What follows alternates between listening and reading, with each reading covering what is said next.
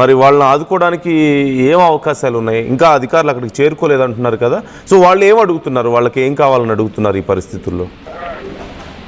పండగ పూట అంటే బంధువులు వచ్చారు, ఇంట్లో మొత్తం ఇల్లు వాకులు మొత్తం అందరూ కూడా కలకల్లాడుతున్నారు. పక్కన ఆ చుట్టాలంతా మరి కొద్ది పండగ చేసుకునే నేపథ్యంలోని ఈ ఘటన చోటు చేసుకుని మొత్తం అందరూ కూడా నిరాశలు అయ్యారు. అంటే ఇప్పుడు ఇంట్లో కట్టుకున్న బట్ట తప్ప, ఒంటి మీద ఉన్నటువంటి బట్టలు తప్ప ఎవరు కూడా ఏమీ మిగలలేని పరిస్థితిగానే చెప్పాలి. ఎందుకంటే సుమారు 30 మంది పైగా ఉన్నటువంటి ఇంట్లో కనీసం నలుగురు చొప్పున చూసుకున్నా సరే మొత్తం 120 మంది వరకు కూడా 100కు పైగా ఈ యొక్క అందరూ కూడా నిరాశలైనటువంటి పరిస్థితి ఉంది.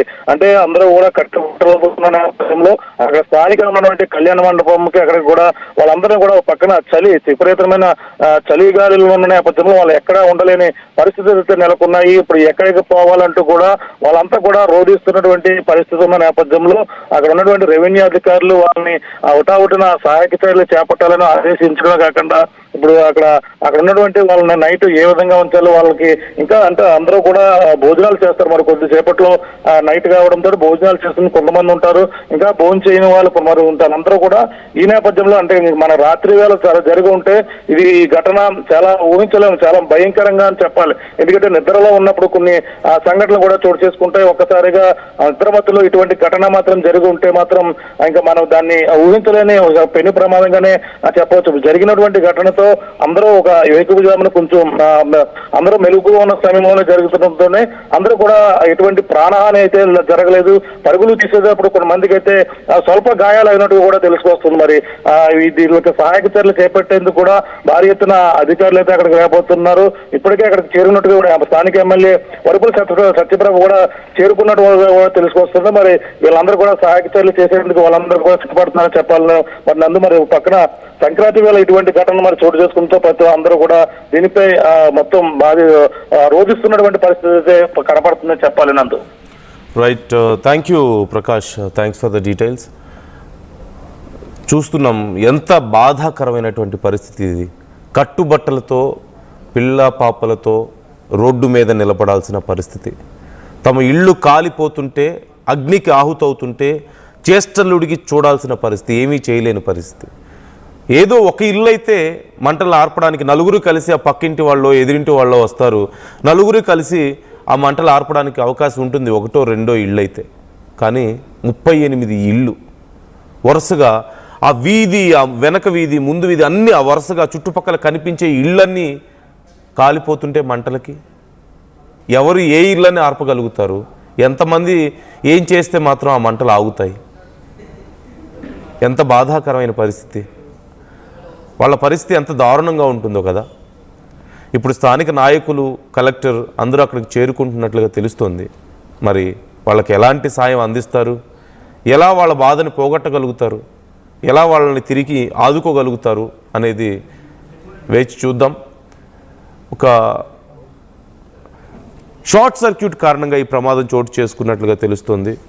సిలిండర్స్ దగ్గర ఆ మంటలు చెలరేగడం, ఒక్కసారిగా భారీ శబ్దంతో ఆ సిలిండర్స్ పేలిపోవడం, వెంటనే ఆ మంటలు ఒక ఇంటి నుంచి మరొక ఇంటికి వరుసగా అంటుకోవడం, అవన్నీ కాలిపోవడం. అందులో కొన్ని పూరి గుడిసెలు ఉంటే మరికొన్ని పెంకుటిళ్ళు ఉన్నాయి. అలాగే స్లాబ్తో ఉన్నప్పటికీ కూడా ఆ టాప్ అంతా కొంత వుడ్తో చేసింది అవడం వల్ల ఆ ఇళ్ళు కాలిపోయాయి. వరుసగా 38 ఇళ్ళు కాలిపోయాయి. 100 మందికి పైగా ఇప్పుడు రోడ్డున పడ్డారు. అరౌండ్ 120 మెంబర్స్ వరకు ఉండుండొచ్చు అంటున్నారు. ఇంకా అఫీషియల్గా కౌంట్ రావాల్సి ఉంది. రాత్రికి రాత్రి వాళ్ళు ఎక్కడికని వెళ్ళగలుగుతారు, ఏం చేయగలుగుతారు? బయట విపరీతమైన చలి ఒక పక్క, అందులోనూ ఇలాంటి ఒక ఘటన కళ్ళారా చూసిన తర్వాత దాని నుంచి బయటపడడానికే వాళ్ళకి సమయం పడుతుంది. చిన్నపిల్లలు ఉంటారు, మహిళలు ఉంటారు, ముసలి వాళ్ళు ఉంటారు, వయసు అయిపోయిన వాళ్ళు ఉంటారు. రాత్రికి రాత్రి వాళ్ళు ఎక్కడికి వెళ్ళాలి, ఎక్కడ తలదాచుకోవాలి? రేపు అందరూ పండగ చేసుకుంటుంటే పాపం వాళ్ళ పరిస్థితి ఏంటి? అధికారులు, నాయకులు వెంటనే వాళ్ళని ఆదుకోవాలి. వాళ్ళకి వెంటనే పక్కా ఇల్లు నిర్మించి ఇవ్వాలి. వాళ్ళకి భారీగా ఆస్తి నష్టం కూడా జరిగింది కాబట్టి వాళ్ళకి ఎంతో కొంత ఆర్థిక సాయం కూడా చేయాల్సిన అవసరం అయితే ఉంది. ఈ అంశానికి సంబంధించి పూర్తి స్థాయిలో విచారణ కూడా జరగాలి. అసలు ఎలా స్టార్ట్ అయింది ఇది, ఎగ్జాక్ట్గా ఎక్కడ మిస్టేక్ జరిగింది? ఇళ్ల మధ్యలో నుంచి ఎలక్ట్రిక్ వైర్స్ మనం చూస్తున్నాం, ఇళ్లకు ఆనుకొని ఉంటాయి కొన్ని చోట్ల.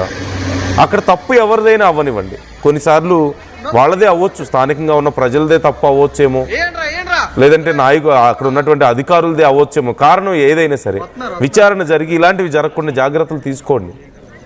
అండ్ ప్రజలు కూడా జాగ్రత్తగా ఉండాలి. ముఖ్యంగా ఈ టైంలో గాలిపటాలు ఎగరేస్తూ ఉంటారు చిన్నపిల్లలు.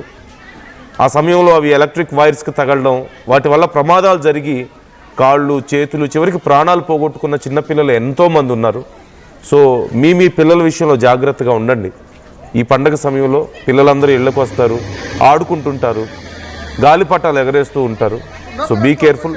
అండ్ మీ ఇంటికి దగ్గరలో ఒకవేళ చెట్లు కదిలినప్పుడు ఆ వైర్స్ ఏమైనా డిస్టర్బ్ అయినా అయ్యే అవకాశం ఉన్నా, మీ ఇంటిని ఆనుకొని, చాలా సందర్భాల్లో జరిగిన ఇలాంటి ప్రమాదాలు, ఇంటిని ఆనుకొని ఈ ఎలక్ట్రిక్ పోల్స్ వైర్స్ ఉండడంతో పిల్లలు ఆడుకుంటూ అక్కడ చేతులు వేయడం, పెద్దవాళ్ళైనా సరే బట్టలు ఆరేస్తున్న సమయంలోనూ అలా వాటికి టచ్ అయ్యి ప్రాణాలు పోగొట్టుకున్న సందర్భాలు ఎన్నో ఉన్నాయి ఇలాంటివి. సో మీ ఇళ్ళ దగ్గర జాగ్రత్తగా ఉండండి, చూసుకోండి ఒకసారి, ఇలాంటి ప్రమాదాలు జరగకుండా జాగ్రత్త పడండి ముందే.